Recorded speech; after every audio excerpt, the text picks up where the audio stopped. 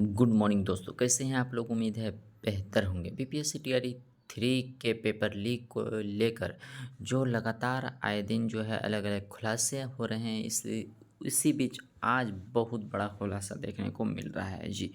EOU की team जो है लगातार इस कोशिश में लगी हुई है कि एकदम अच्छे से उसकी गहन जाँच हो, कि जैसा कि आप लोगों को पता है कि एसआईटी की गठन कर दी गई है, जो लगातार अच्छे से गहनता के साथ उसकी जांच कर रही है और रोज़ कुछ ना कुछ खुलासा किया जा रहा है। तो आज के इस पेपर कटिंग में कुछ आज जो खुलासा किया गया है, क्या कुछ कहा गया, क्या दावा किया गया है, देख लेते हैं पहले।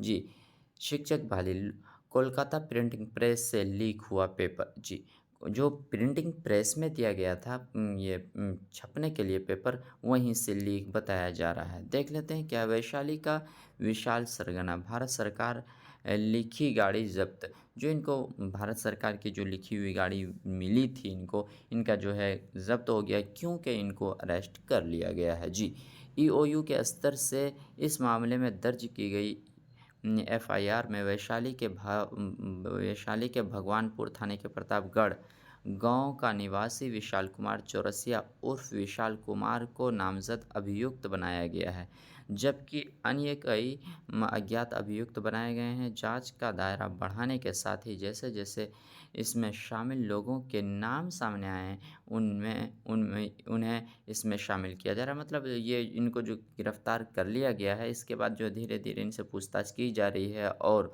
लोगों के नाम सामने आ रही है।